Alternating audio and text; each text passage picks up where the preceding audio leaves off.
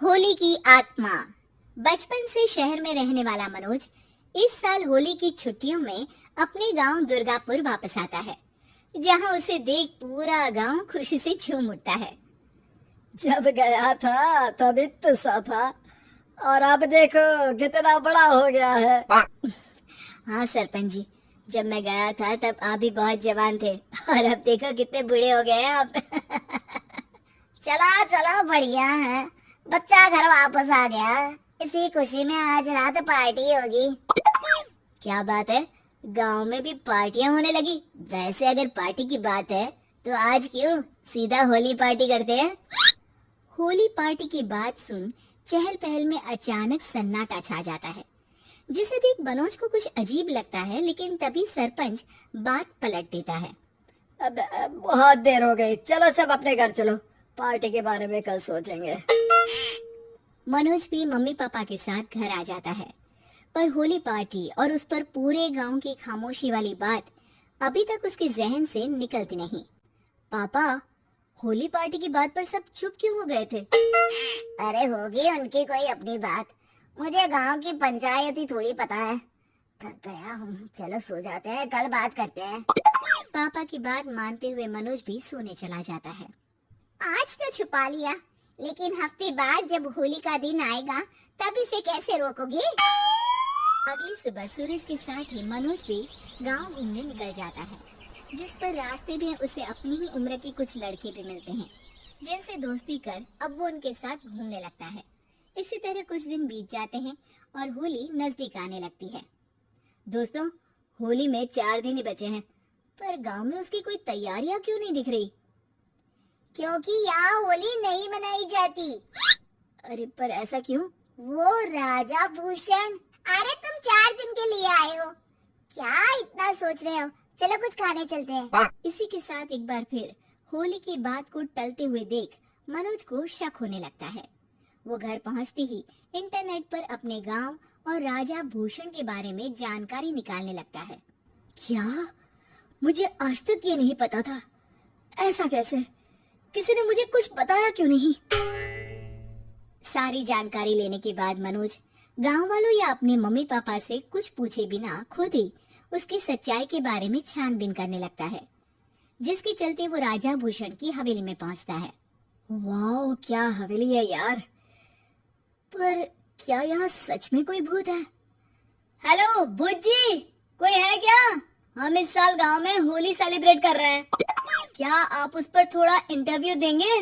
मनोज के ऐसा बोलते ही गांव में तूफान उठ जाता है और हवेली में रखी सारी चीजें हिलने लगती है। एक अदृश्य शक्ति मनोज को धक्का देकर हवेली से बाहर निकाल दरवाजा बंद कर लेती है। ये सब देख मनोज हैरान रह जाता है। क्या अभी मुझे हवा ने धक्का देकर बाहर निकाल दिया?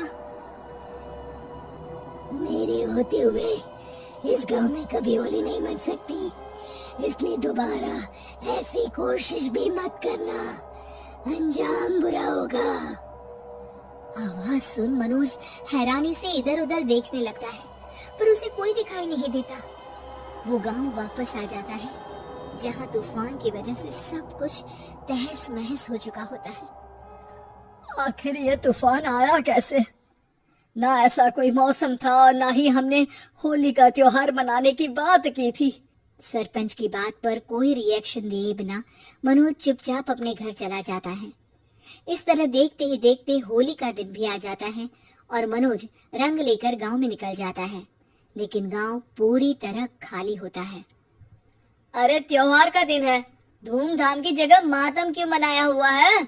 मनोज की आवाज सुन सब अपने घर की खिड़कियां खोल के घर के अंदर से ही उसे वापस जाने के लिए कहने लगते हैं, पर वो किसी की नहीं सुनता। तुझे पहले भी समझाया था, अगर होली खेलने की कोशिश भी की तो अच्छा नहीं होगा। अरे बात मान लो बेटा, तुम्हें सच नहीं पता। मुझे सब पता है।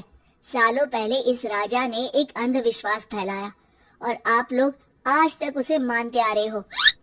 अरे बेटा, जब तुम पैदा भी नहीं हुए थे उससे भी बहुत पहले से इस गांव पर होली का श्राप है। अगर गांव में होली का त्योहार मनाया जाता है तो प्रलय आना पक्की बात होती है। राजा भूषण इस सब में नहीं मानते थे और त्योहार मनाने लगे, जिसके चलते होली वाले ही दिन पहले उनके बेटे की और फिर उनकी मृत्यु हो गई। तभी से गांव की रक्षा के लिए उनकी आत्मा उस हवेली में रह रही है। सबकी बातें सुन मनोज उलझन में पड़ जाता है। सोचना भी मत मनोज, अगर तुमने इस परंपरा को तोड़ने की कोशिश भी की तो उसका परिणाम इस गांव और गांव के लोगों के लिए अच्छा नहीं होगा। मुझे भी यकीन नहीं हो रहा कि आप लोग एक बेतुकी बात को मानकर सालों से रंगों के त्योहार को मातम की तरह मनाते आ रहे हो। मनोज किसी की कोई बात ना मानते हुए पूरे गांव में रंग बिखेर देता है, जिसके तुरंत बाद वहां तूफान के साथ बिजलियां गरजने लगती है। अचानक मौसम में ऐसा बदलाव देख जहां मनोज कंफ्यूजन में आ जाता है, वहीं गांव वाले डर से सहम जाते हैं।